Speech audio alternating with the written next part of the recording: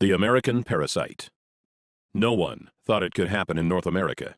A parasite that uses your body as its personal feeding ground, taking over first your stomach, then your entire GI tract, forcing you to crave the foods it wants, while slowly destroying your body from the inside out.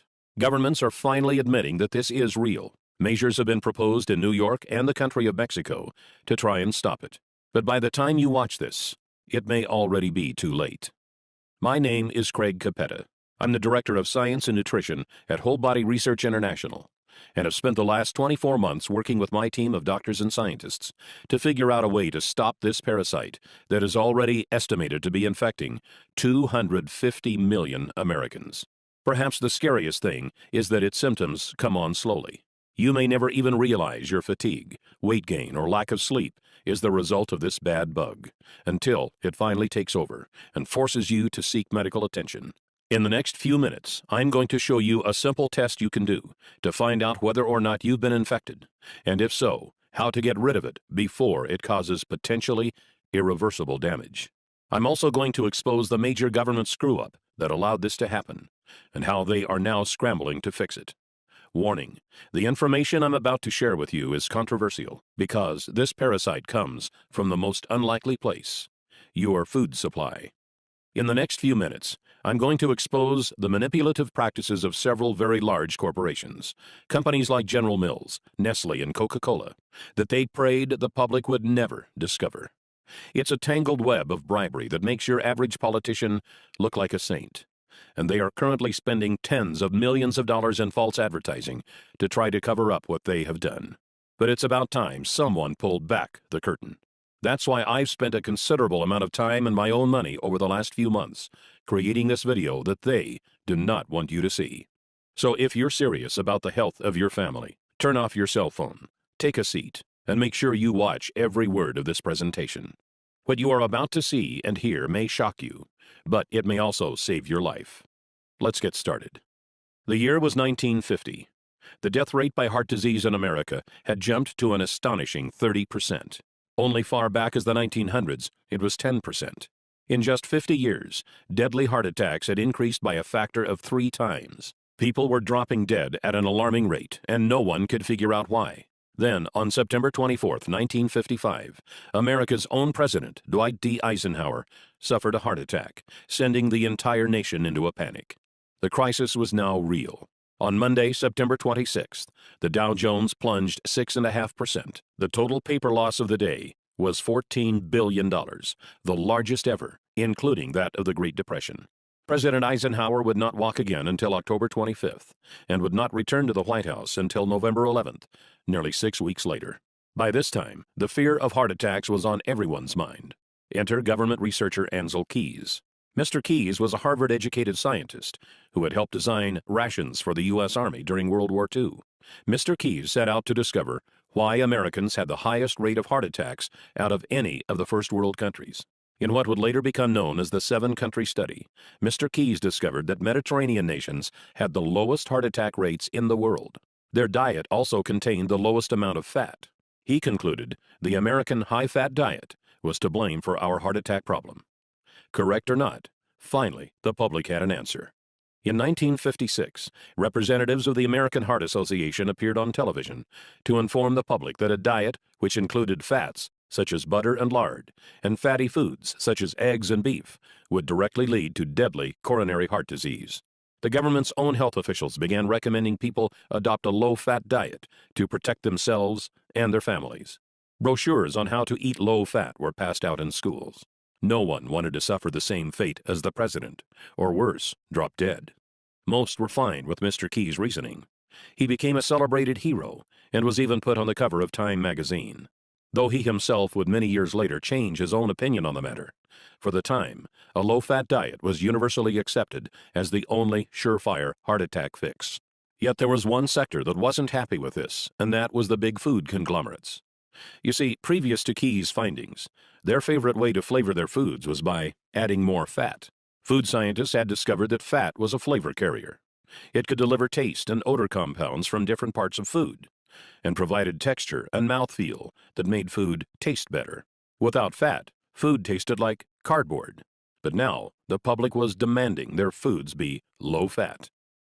Processed and canned foods began to go uneaten as people turned to more natural, lower-fat alternatives. If it didn't say low-fat on the label, people stopped buying it. The conglomerates scrambled to find new recipes that would allow them to call their products low-fat, yet still taste good. Food scientists were called in by the dozens, and finally they discovered something even better. You see, unlike fat, this new flavor additive was actually addicting. It goes by many different names, but you may know it best as refined sugar. Did the food industry know it was dangerous? Even many doctors of the 1950s would argue they certainly did. As far back as 1808, studies had been done proving sugar was not only unhealthy, but actually toxic. Believe it or not, sugar manufacturers were pulling PR stunts back then, as they do today. In 1808, the Committee of West India, a large sugar conglomerate of the time, appeared before the British House of Commons to offer a prize of 25 guineas, about $1,000 in today's coin, to anyone who could show an experiment that proved sugar was good for feeding and fattening cows, hogs, and sheep. Food for animals has always been expensive. Sugar was extremely cheap, so many farmers took on the challenge, hoping for good results. The 25 guineas would be just a bonus to the new, cheaper food supply. But as you may have guessed, the attempts were a disaster. Many resulted in the death of livestock. One member of Parliament, John Kirwan, took on the challenge himself, trying to feed sugar and molasses to his calves. After the experiment of this well-known, highly ranked politician failed, the Committee of West India gave up. Then, in 1816, the well-known French physiologist F. Magendie did an experiment of his own involving dogs. He determined that dogs fed with water containing sugar and olive oil wasted away and died faster than dogs fed with water alone. This showed sugar not only had no nutritional value, but actually caused negative effects. This shut the sugar manufacturers up, but just for the time being. Flashback to 1957. Fat was out. The food industry had found foods packaged with sugar were winning every taste test. But would the public buy it? As recently as the 1930s, Dr. Weston A. Price, a research dentist from Ohio, had traveled around the world observing different cultures and their diets. In 1939, he published a paper that revealed in horrifying detail what had happened to the teeth and health of those in cultures who had incorporated refined sugars into their food supply. Sugar still had a bad name. The conglomerates would need to make a move. Later, in 1957, noted Professor E.V. McCollum, who was often referred to as America's top nutritionist of the day, published a book called A History of Nutrition. In it, he argued that despite there being dozens of experiments done since the 1800s, proving sugar was bad for human consumption, those experiments were all flawed due to human error. This book was published and marketed with the same ferocity you see with bestsellers today. But where did it come from? No scientist has his own money to publish a book on such a grand scale. And let's face it, A History of Nutrition? It's not a title that will make a book fly off the shelves. A look inside the book revealed it was published and marketed by a company called the Nutrition Foundation, Incorporated. Who was the Nutrition Foundation? I'm glad you asked. It happened to be a front organization for the leading sugar conglomerates of the time, including the American Sugar Refining Company, Coca-Cola, Pepsi-Cola, Curtis Candy Company, General Foods, General Mills, Nestle, Pet Milk Company, and Sunshine Biscuits, about 45 companies in all. And did the Americans buy it? Oh boy, did they ever. Sales of processed foods skyrocketed. All they had to do was put low fat on the label, then dump in a bunch of refined sugar, and it would sell like crazy. A 2012 study by Dr. Robert Lustig of the University of California, San Francisco, revealed that sugar is just as addictive to the human brain as cocaine, setting off the same dopamine triggers and forcing us to crave more and more of it. So it was only natural that humans would begin to consume the new sugared products at a feverish rate. The food conglomerates responded to the increasing sales by using even more sugar. It began to find its way into foods you would never expect, like hot dogs, yogurt, spaghetti, and breads. As the decades passed, obstacles would spring up, but each time, the conglomerates had an answer. In 1965, the Fair Packaging and Labeling Act began, requiring their products to be honestly and informatively labeled. By this time, the public wasn't so hot on sugar anymore, but that made no difference. The conglomerates simply hid the sugar by putting it into new forms and creating new names. This way, people wouldn't see the word sugar on the food label, but it could still be hiding inside. Some names sugar goes by are agave nectar, brown rice syrup, high fructose corn syrup, dextrose, evaporated cane juice, glucose, lactose, malt syrup, molasses, sucrose. Another classic example is when the sugar pushers began putting the word natural into all of their advertising.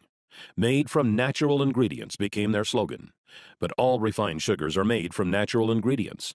So is cocaine and heroin. During the 1970s, armed with new studies showing the dangers of refined sugars and exposing them in all of their forms, the American public began to wake up. For the first time since the 50s, sales of certain high-sugar foods slowed down. But the conglomerates had prepared for this and had been hard at work developing yet another weapon of their own: artificial sweeteners. Perhaps the most notorious of these was aspartame, more commonly known as Equal or NutraSweet. The story of how it became approved by the FDA is startling. By this time, the diet craze was in full swing, and the diet food market was a billion-dollar industry. It was banned in 1973, and another artificial sweetener, cyclamate, had recently been banned when it was found to cause tumors in tests done on animals. Aspartame was initially also rejected by the FDA, but its developer, G.D. Searle, was not having it. Searle presented the FDA 100 different studies that showed it was harmless, studies G.D. Searle had funded themselves. Why not? They knew if they could get it approved, they would make billions. But despite what their studies said, every time an independent study was done, it was found to be dangerous for human consumption. For the first time in history, the FDA sought criminal investigation into a food manufacturer for misrepresenting the safety tests of a product. What the investigation revealed was shocking. Deceased lab animals from the tests were not autopsied for months or even years after their deaths, so that rotting would render any tumor data inaccurate. Other animals were found to have tumors cut out and thrown away. Then the animals with the removed tumors were labeled as normal. Obvious tumors were labeled as normal swelling. The FDA easily ruled that aspartame would not receive final approval. But what would follow was a set of dirty political tricks that must have made Abraham Lincoln roll over in his grave. G.D. Searle first arranged to actually hire the U.S. attorney who was leading the investigation. Samuel Skinner first resigned from the U.S. Attorney's Office, stalling the investigation, then went to work for Searle. Later that year, Donald Rumsfeld was hired on as CEO of Searle. Yes, the same Donald Rumsfeld that was Secretary of Defense during the Bush administration. He appointed several political buddies to top management positions and proclaimed he would get aspartame approved within 1 year. At the time, Reagan had just been elected, and Rumsfeld was part of Ronald Reagan's transition team, who was in charge of choosing a new FDA commissioner. They appointed a man named Arthur Hall Hayes, Jr. One of Arthur Hayes' first acts as FDA commissioner was to appoint a 5-person panel to review the final decision to reject aspartame. 3 of the 5 panel members still voted not to approve it, citing the animal tumors as a big concern. So what did Hayes do? Simple. He appointed a 6th member to tie the vote at 3-3. Then Hayes, a man who knew nothing of food additives, decided he as a commissioner should get a vote also. He then cast the deciding vote himself, in favor of approval. Shortly after this scheme, Hayes resigned from his position as FDA commissioner, after which he was hired by Searle for a position paying hundreds of thousands of dollars a year. I know this sounds like a tale from a political horror movie, but sadly, it is 100% true. After all was said and done, aspartame was approved. Coca-Cola began using it to make Diet Coke, which they then marketed as a weight loss drink. In that first year alone, the FDA received over 600 consumer complaints reporting headaches, dizziness, and other strange reactions to this new foreign substance our bodies were never designed to handle. But the food conglomerates had won. And since then, over the last 30 years, more and more of these refined sugars, artificial sweeteners, preservatives, and other unnatural elements have infiltrated our food supply, creating essentially a new diet, without ever giving us a choice. The year now is 2013. Governments have finally wised up and are now backtracking, trying to clean up this mess. In March of 2013, New York Mayor Michael Bloomberg fought to lower sugar and sweetener consumption in his city by banning regular and diet sodas over 16 ounces. This September, Paul van der Velpen, the head of Amsterdam's health service, spoke out to call sugar an addictive drug that should be tightly regulated. And just last month, the country of Mexico made motions to put large taxes on sodas, just like the American government did with cigarettes. But like cigarettes, these dangerous additives have now become what feels like a permanent part of our society. So, what is the result of all this? What do these unnatural things actually do once we put them in bodies? Why did the dogs in F. Magendie's study die faster when sugar was added to their diets? Why are more people getting sick than ever before? Why are more people suffering from obesity than ever before? And why is cancer predicted to soar by 50% by the year 2020? The answer may frighten you, as it did me. Doctors are now saying it could be the widest spread health hazard to hit North America since cigarettes, polio, HIV, or hepatitis. In our lifetimes, this one thing will affect more Americans than all four of these combined. In 2005, molecular biologists at Rice University estimated it was already affecting 70% of the American population. What is it? It's the consequence of the unnatural elements we've been exposed to, and the deep, dark secret the food conglomerates are right now, as we speak, spending millions of dollars to try and sweep under the rug. They have some help from the killer itself, because this disease takes over your body from the inside. Most never even know it is there, until it's too late. Its name is Candida, otherwise known as the American parasite. Candida is a type of fungi, a single-celled member of the yeast family. Where did it come from? Was it carried over on a boat from Africa? Or did it come from livestock? Actually, no. Candida is a natural resident of your digestive tract, along with 25 trillion other bacteria, some good and some bad.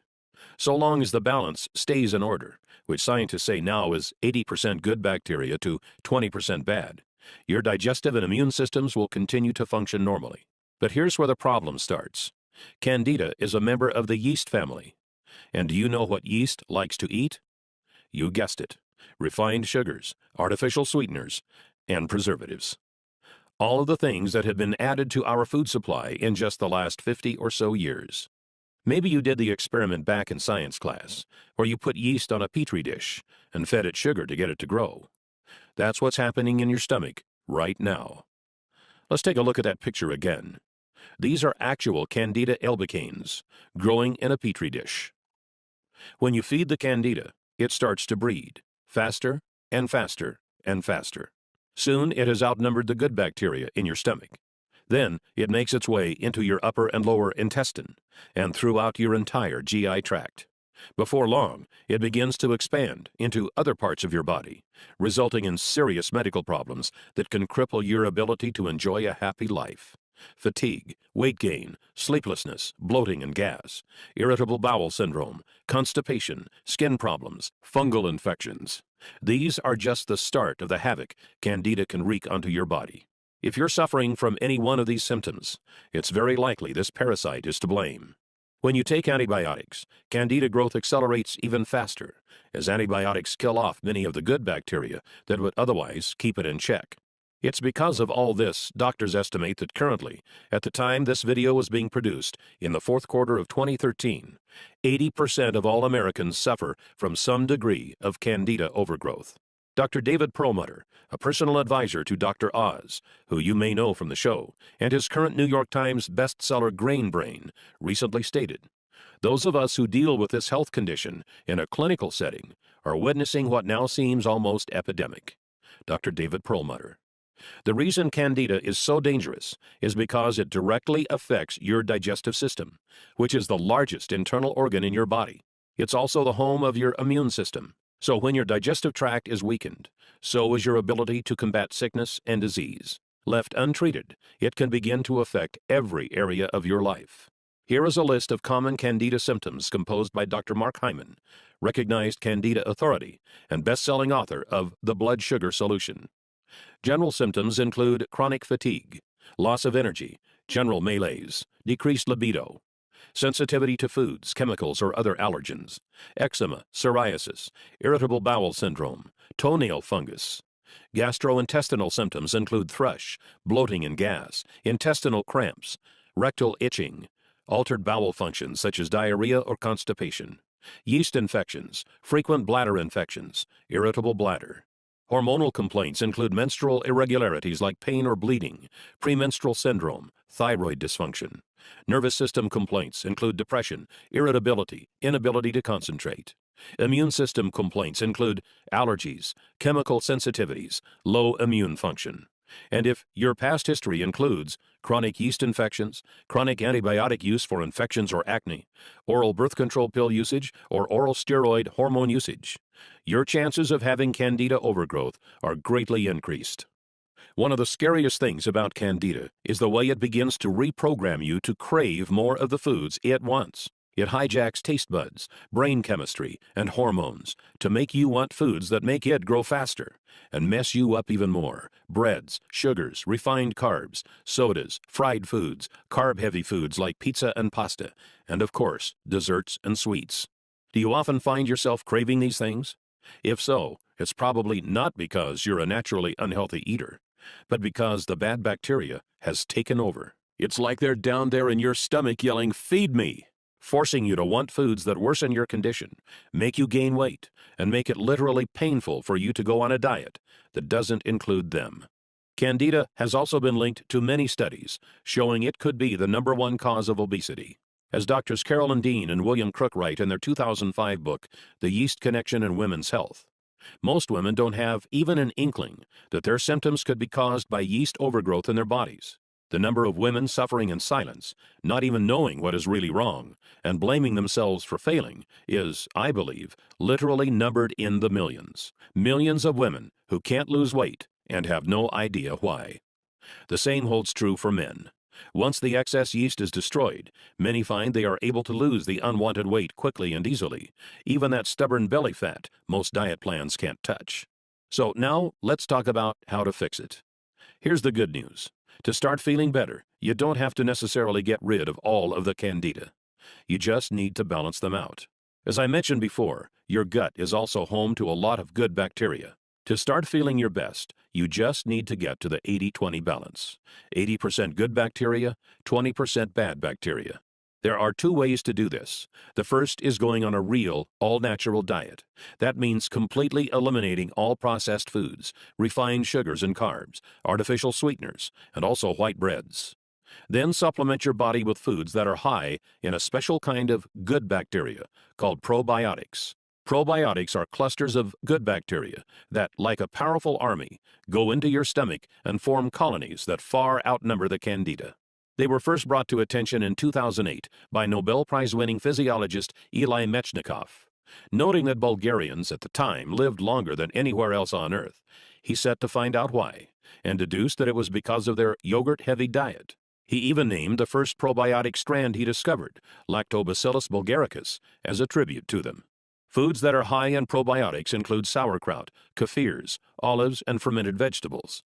Eliminate the unnatural elements from your diet and start eating those foods, and your gut will eventually balance itself out. But let's be realistic. In today's world, that is nearly impossible. Who wants to never eat out at another restaurant, or never go over to a friend's place for dinner? Luckily, there is now a better way. Scientists have recently figured out how to load your gut with probiotics without having to change your diet at all. They've been able to put these living bacteria into pill form, so you can take them with your meals, no matter what those meals may be. They offset the bad foods you eat, populate your gut with good bacteria, and instinctively balance you to the right ratio. Once this happens, all sorts of exciting changes can happen in your body.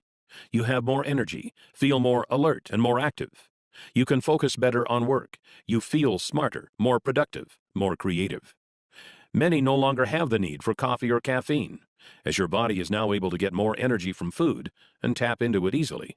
Dr. Alan Walker, professor of nutrition and pediatrics at Harvard Medical School, recently stated, "Evidence from clinical research demonstrates that adding good bacteria to the diet promotes a healthy digestive and immune system. This makes your disease-fighting ability stronger, so you get sick less often." In a 2001 study, Children from daycare centers in Helsinki, Finland, were given milk with and without probiotics. Those who drank the probiotic-enhanced milk were 17% less likely to get a respiratory infection and 16% less likely to call in sick because of illness. Harvard Medical School has also recently gone on record to proclaim probiotics' effectiveness at preventing vaginal yeast infections, as well as antibiotic-induced diarrhea. Dr. Michael F. Roizen, New York Times best-selling author and chief wellness officer at the Cleveland Clinic, recently said, "Taking probiotics is a habit that can really benefit the digestive system, which is intricately connected to our overall health." Many also find weight begins to fall off, since your gut processes food more efficiently. If you've had trouble losing weight in the past, it could be because the candida have clogged up your digestive tract, which can greatly slow down your metabolism. You'll also notice those carb and sugar cravings fade away.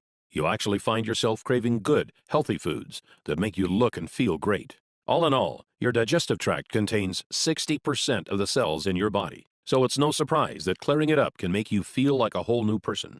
Oh, and before I go, I feel it's important I tell you about one more thing. It's important we talk about the costs of not taking care of your gut, because this is not a problem that fixes itself. If you are currently suffering from fatigue, irritable bowel syndrome, skin rashes, reduced sex drive, low energy, obesity, or lack of sleep, then chances are you are one of the 80% of Americans who has some form of candida overgrowth. Unless you are willing to make an immediate, drastic change to your diet, symptoms will only worsen for you as the bad bacteria continues to grow. Think of it this way. Imagine if all of a sudden you decided to never brush your teeth ever again. The plaque buildup that would form is not unlike what goes on in your gut when it's untreated. Sure, you'll be fine for a while, but eventually you'll begin to get cavities and mouth rot, and then you lose your teeth, and you are out of luck. It's very likely the exact same thing is going on in your gut right now. The food that causes bad bacteria to grow on your teeth is the same food that goes into your stomach right after. So it only makes sense that it would cause bacteria growth there also. But in your gut, the consequences are much more severe. While your mouth and teeth are certainly important, they are just a small part of your body. Your digestive tract is your core. It actually contains 10 times as many cells as the entire rest of your body. Untreated, it could begin to affect your health in ways I'd never wish upon anyone.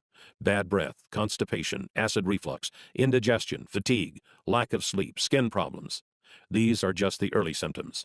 The scariest part is that with 70% of your immune system in your digestive tract, if it can't function properly, you become susceptible to not just getting sick, but to some very nasty diseases like ulcerative colitis, lupus, multiple sclerosis, and arthritis. And those can't be cured by balancing your gut.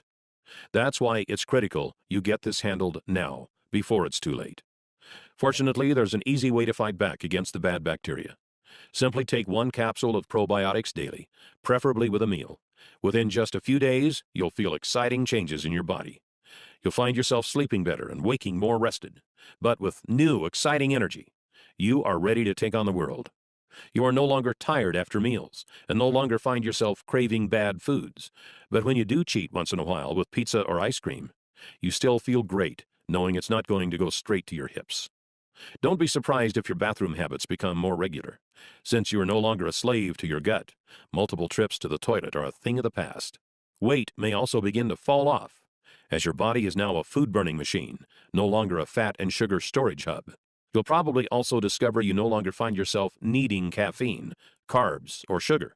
Many claim their sex drive goes up as your body feels younger, sexier, and more vibrant. Your skin may even appear younger and firmer, as your body is better able to bring the nutrients from your food into your skin, replenishing your cells and giving you a healthy, youthful shine. And then, I can't tell you exactly when it will happen. It may be in a few days, or it could take a few weeks, but it certainly will happen. It's something I call the magic moment. The magic moment is when you wake up one day and realize that something is different. Your senses feel more powerful. You are more alert, centered, and on point. The air feels crisp, and your body feels alive. Your serotonin levels have soared, and your soul just feels like everything is right. Then you realize that's the way we humans were supposed to feel all along. And now that your body is running like a finely tuned machine, you know that you always will feel this incredible. It's a feeling you can't really put a price on. Our health is our most precious asset. Without it, we can't fully enjoy anything else.